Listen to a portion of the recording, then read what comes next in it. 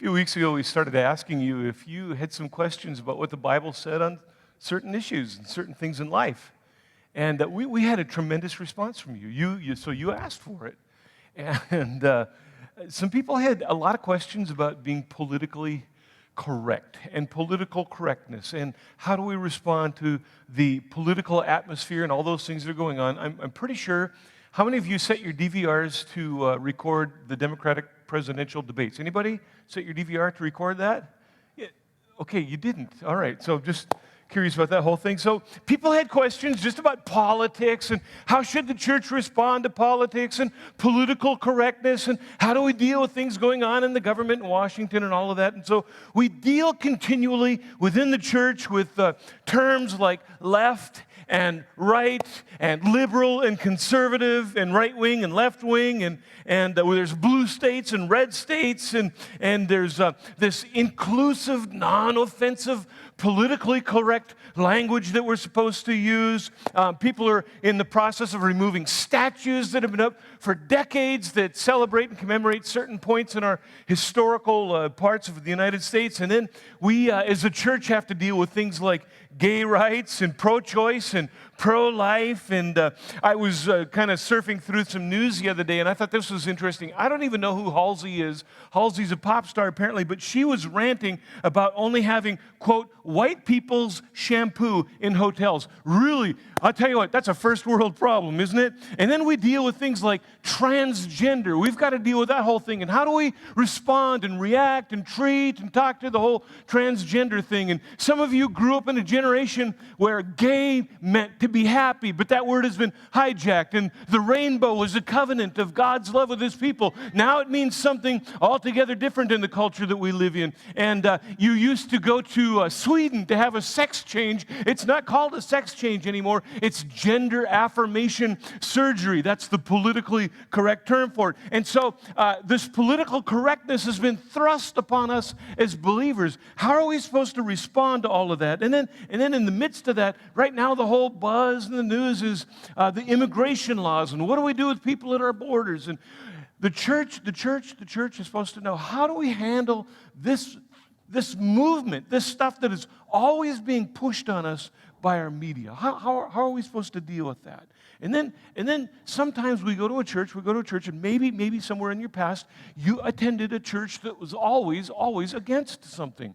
There was always, it was up on a bulletin board, we're against this, so boycott this. I mean, I've been in the church long enough, I remember that we boycotted years ago Procter & Gamble. I mean, I could still take you to the old lobby where the bulletin board used to be, and it was right there. We're boycotting Procter & Gamble, and then we boycotted Disney after that. Well, that's all well and good until you want to buy laundry soap and go on a vacation, right? So we just deal with this stuff. And how are we supposed to do stuff when all of this is thrust into our lives? Here's the whole point of what I want to say this morning. And I'm going to read this story to you in just a little bit that I think helps us know how to respond and react to the political climate that we live in. And if you forget anything else, I want you just to remember this. Here's a fact. Here's a fact. And you know this fact. It is easier for us to make a point than it is to make a difference. I've surfed your Facebook pages. I see what people put on Facebook. It is so easy in social media, be it Facebook, Twitter, Instagram. It's so easy to make a point. Boom, you lob your shell out there, and you've made your point, and they're wrong, and that's wrong, and this is right, and you should see it my way. Boom, we made our point, but we didn't make a difference.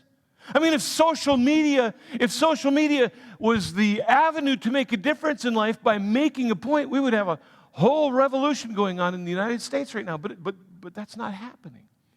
We're so good at making a point, but not good at making a difference. And here's why it's so easy to make a point. You know why it's easy to make a point? Because, in all honesty, all of us in this room have an opinion. And let's just be honest. Can we be honest about your opinion? Can we be honest? Your opinion is wrong and mine is right. Just say it, okay?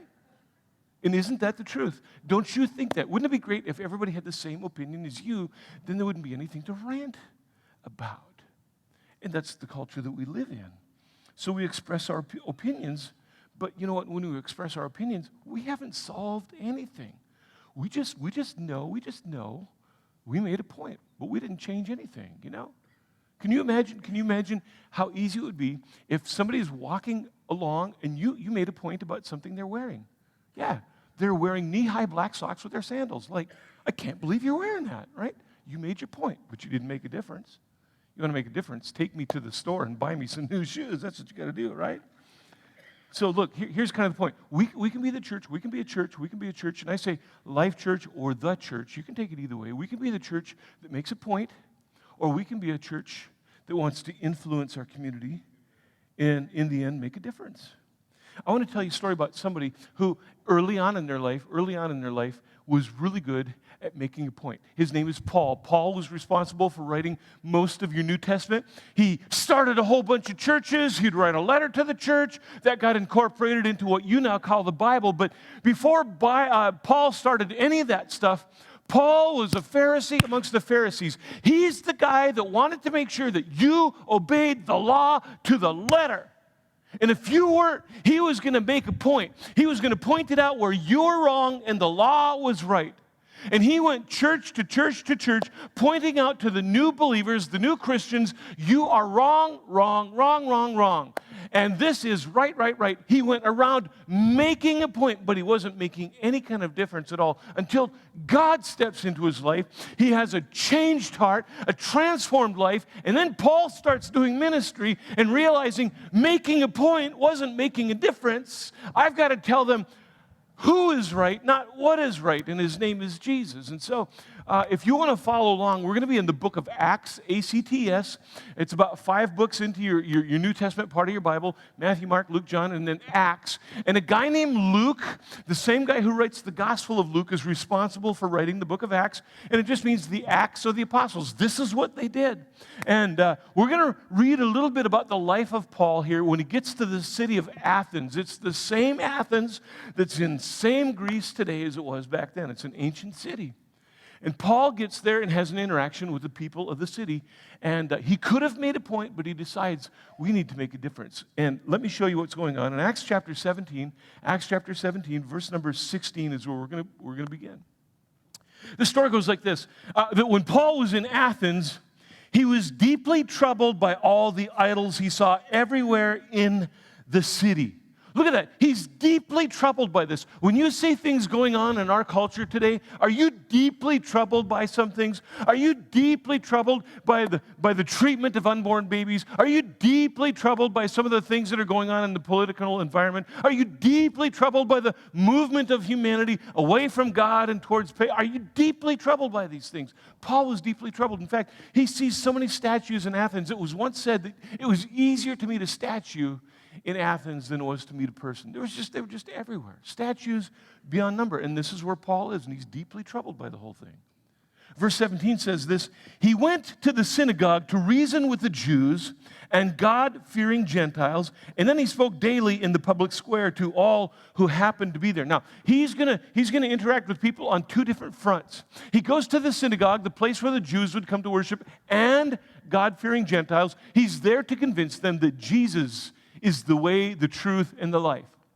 When he's not in the synagogue speaking to the people there, he goes to the public square. Now, Athens was known, and we're going to see here a little bit later as we read this, Athens was known as the place where the thinkers came, and they shared thoughts and opinions and ideas, and this is the public square. It would have been just like the mall of Athens. You know, this is where people gathered. And Paul decides to go and meet with now the secular environment. He's with the religious environment in the synagogue. He goes to the secular environment. And he starts to reason with people in that place as well. It's the public square. It's the place of learning, sharing of opinions and ideas. It's where all the pundits got together. They didn't have CNN and Fox News and Reddit and all that kind of stuff. They got together and they did all their discussing of all this stuff right there. That's just what they did. Can I just add something here? If you watch some of these news channels all the time, you're just crabby. You're just crabby.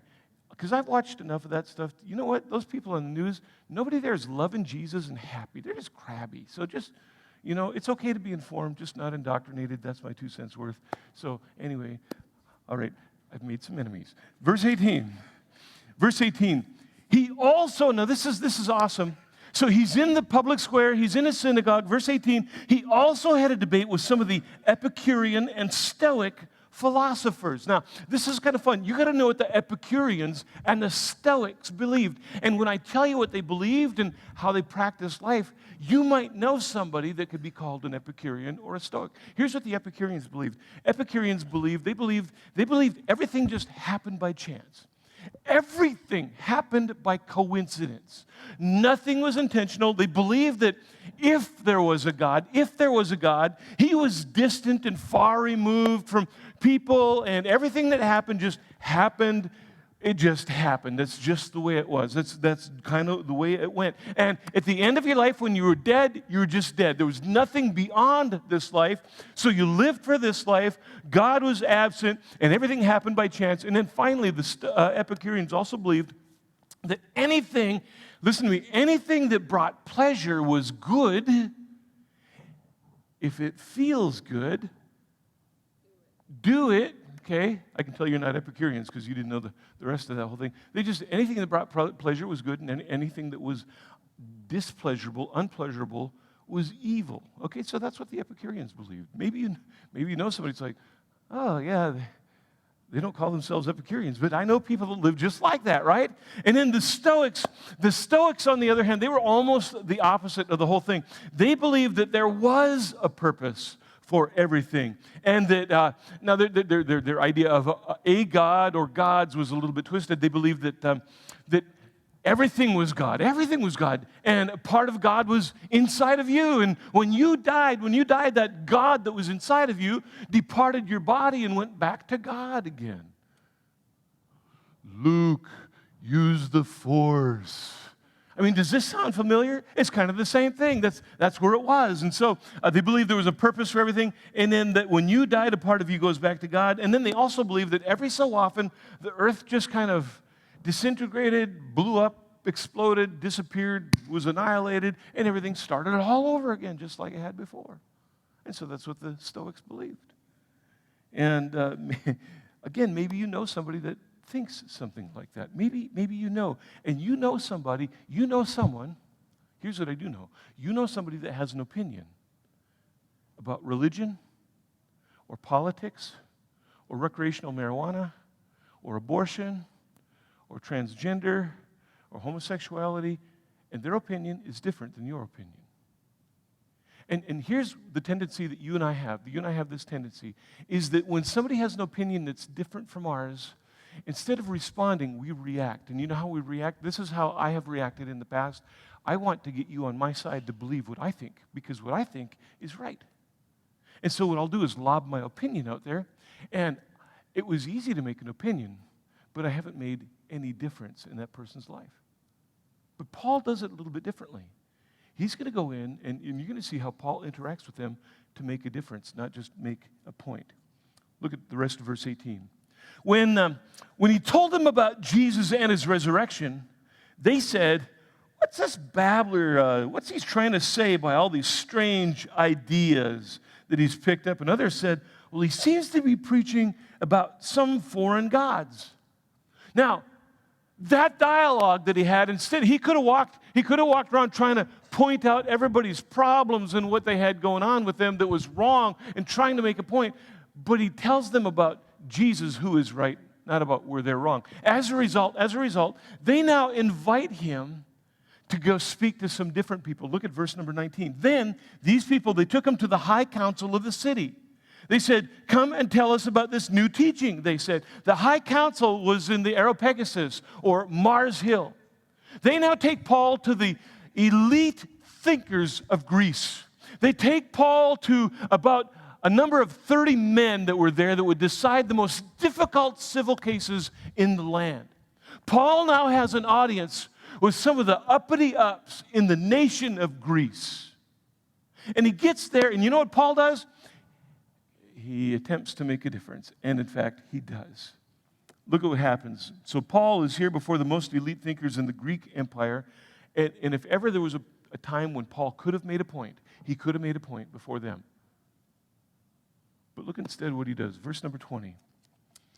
They say, you know what, you're saying some rather strange things, and we want to know what it's all about. So he's already opened the door. If he went there to make a point, he would have closed the door. Verse number 21, Luke gives us a little historical background to Athens. He says, it should be explained that all the Athenians, as well as the foreigners in Athens, they seem to spend all their time discussing the latest ideas. Okay? It was just awesome. Verse number 22, so Paul, standing before the council, addresses them as follows. Look what he says. This is awesome. Men of Athens, I notice that you are very religious in every way. Now, remember, he comes into Athens. He sees all of these statues and altars to all of these foreign gods all over the city. Paul comes in, and you know what he does? Instead of bashing them, instead of making a point, instead of condemning them, instead of putting them down, he affirms them. You know what? I notice you guys must be really religious, like I'm religious. Maybe we've got some common ground here. Now, Paul could have walked into the city and said, you know what? You guys are going to hell because you don't know who Jesus is. You don't know the way, the truth, or the life, and you're going to burn, baby, burn. And he would have been absolutely right. But he built some common ground. He lets them know that maybe there's something in common. And then I love this. This is humorous. Look what he says in verse 23. Here's why maybe we have something in common. Because, you know what? As I was walking around, I saw your many shrines, and one of the altars had this inscription on it, to an unknown God. This is awesome. Like they had so many gods, like, well, let's make sure that we don't offend any that maybe we forgot, you know? So let's just build an altar just in case we forgot one. This will cover us. We're safe, right? You've built this altar to an unknown God. And I'm going to tell you something. This God to whom you worship without knowing, he's the one that I'm going to tell you about. Ooh, Paul is good, isn't he? Instead of making a point, he's going to come in and he's going to make a difference. Now. Don't get me wrong. There are times when black has to be called black and white has to be called white. But Paul here decides, you know what's important? I need to build a relationship with these people.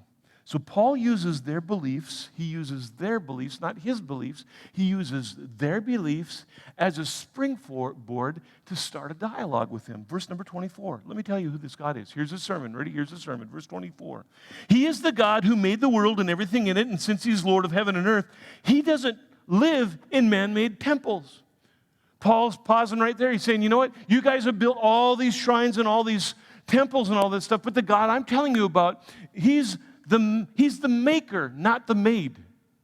He's the maker, not the made. He's the creator, not the created. You've created all these things, but let me tell you about this God that I worship. He is the creator of all things. Verse number 25. And on top of that, human hands can't serve his needs because he has no needs. He himself gives life and breath to everything, and he satisfies every need. You know what Paul is saying right there?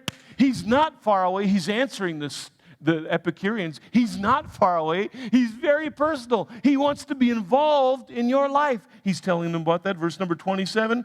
His purpose, nothing's random, nothing's by chance. His purpose was for the nations to seek after him and maybe feel their way towards him and find him. Though, I just want you to know, you think he's a distant God? He's not far away from any one of us. Isn't that an awesome statement right there? Verse number 28, for in him we live and move, and as some of your own poets have said, oh, whoa, isn't this awesome? Now he's quoting from their own poets. He's quoting from people that they embraced and respected and admired. They've said, we are his offspring. He appeals to the culture, even to their own poets. I love it. Paul is just brilliant in this. Verse 29. And since this is true, you know what? We shouldn't think of God as an idol designed by craftsmen from gold or silver or stone. In other words, you know what? God is not far away. God is very present, very interested in all of your lives. In verse 30, he says, God overlooked people's ignorance about these things in earlier times, but now he commands everybody everywhere to repent of their sins and turn to him. Now he makes his point. After he builds the bridge, in his attempt to make a difference, now he makes the point. Does he call reality and truth for what it is? Yeah, he does. But he didn't start with that. Verse 31, for this God has set a day for judging the world and justice by the name that he has appointed and proved to everyone by raising Jesus from the dead. So now he preaches his sermon. It's just awesome. He finishes his sermon to the most elite thinkers. And look at their response in verse 32. When they heard Paul speak about the resurrection of the dead, some of them laughed. You know what? There's people in our culture that don't embrace Christianity. Have you figured that out so far? There's some people that just are not real Jesus fans. But it doesn't matter. Our responsibility and our role is to live it out publicly in front of them and let them decide what they're going to do. It's not incumbent on us to make them believe what we believe or think the way we think. So some of them, when they heard about the resurrection, laughed in contempt, but others said, you know what? We want to hear more about this. Because here's what I know. People in life go through difficulties.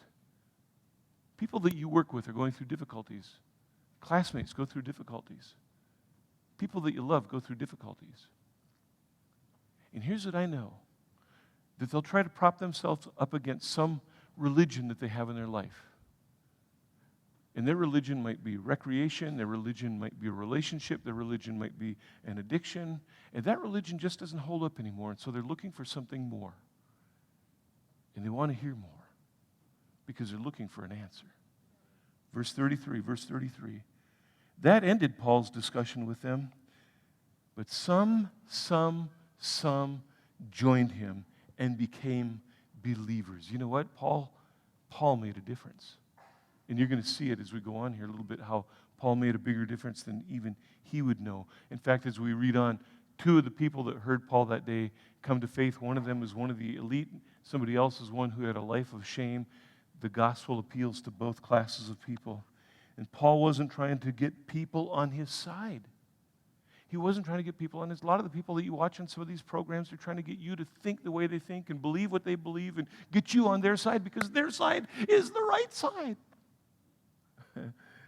He was telling them that there's a real God who really loves people. He wasn't trying to make a point. He was trying to make a difference. Now, Jesus, he lays out a principle for us.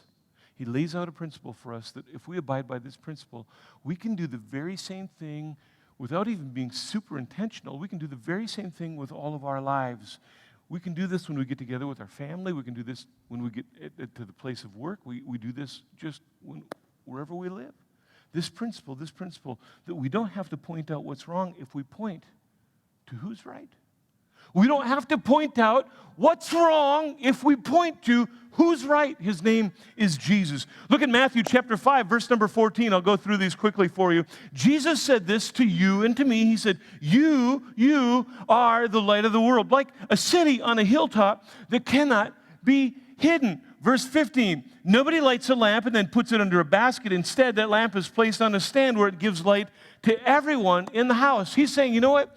It's obvious that when you start to follow me, there's something uniquely different about you. In fact, if you love me more passionately every single day of your life, it's going to become obvious that you're one of my followers. In fact, it's going to be so obvious, it would kind of like be lighting a huge torch or putting an enormous spotlight up on top of a hill, and everybody knows, you can't help but notice it.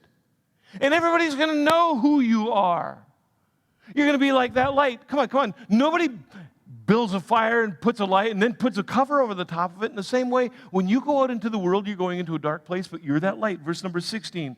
In the same way. Now, on that principle, in the same way, let your good deeds shine out for all to see so that everybody will praise your heavenly Father. Jesus did not say in those verses, he did not say, now, here's what I want you to do. When you get into the workplace, I want you to first find out who all the sinners are. I want you to spy on them, and I want you to listen to them, and I want you to see what they're reading. I want you to kind of check out what they're listening to, and then when you gather all of that information, walk up to their desk, walk up to that person and say, you know what? Bad news, you're going to hell. I want you to live a life that's so passionately loved for Jesus that all of a sudden your life becomes attractional to those people. Wouldn't it be awesome if we lived our faith in such a way, it just kind of became, it's like, I want to live the way they live. I want the hope that they have. I want the joy that they possess. I want all of that. To live out our lives following Jesus that makes following Jesus appealing to other people. And you know how to do this because you know how you came to faith in Jesus?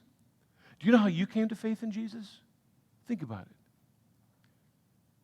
I don't know where you were before you found out who Jesus was, but I'm guessing that it's someplace in your life. Somebody loved you. They lavished grace on you. They gave you some time. They gave you some attention. And they really didn't care where you came from. They were just glad that you were finding Jesus. And if that's the way you found Jesus, don't you think others would like to find him the same way? Nobody pointed at you to tell you that you were wrong. They simply reached out to tell you that Jesus could help you be all right. Let me tell you a little history now as we talk about what Paul did. We know from history that Emperor Nero in Rome has Paul beheaded. He has Paul beheaded. And after Paul is beheaded, we know historically there were approximately 3, maybe as many as 4 different plagues that hit the Roman Empire. And when the plague would come into that city and people were dropping like flies and dying, the rich people, the elite people, all the thinkers left the city to escape death. And you know who stayed behind in the city with those sick and dying people from the plague? It was the Christians. We can read this historically. The Christians stayed behind and they hung out in the city. And they nursed the people with just some food and some water, and the people suddenly became healthy again. And you know what happened as a result of that? It's amazing. Christianity took off like wildfire in the Roman Empire. A few emperors after that, a guy named Julius comes into authority. He's over the Roman Empire, and you know what? He wants to take Rome back. And so he decides, in order to take Rome back, to be really Roman, we have to eliminate the Christians and institute paganism.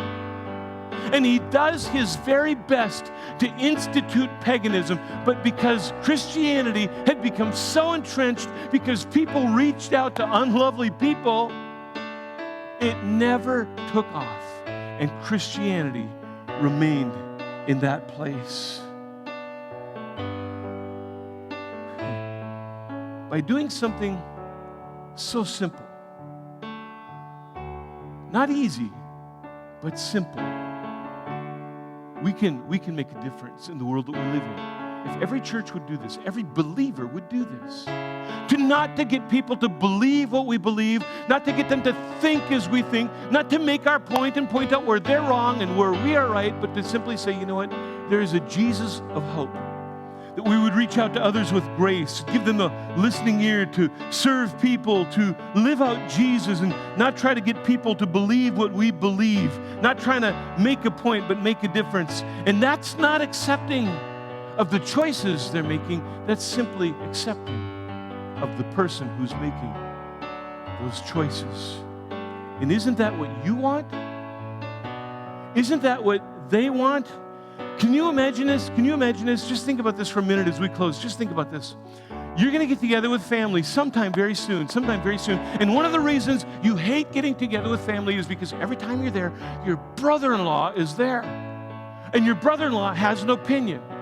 And he's there to make his point. And he's so abrasive. And suddenly now this whole dialogue and discussion and argumentation, and somebody's got a point. And this generation and those kids, and they're unappreciative. And the government and those Democrats and those Republicans and those libertarians and those drug users and those homosexuals. And it goes on and on and on. And the conversation just tanks. Can you imagine how that gathering would be different?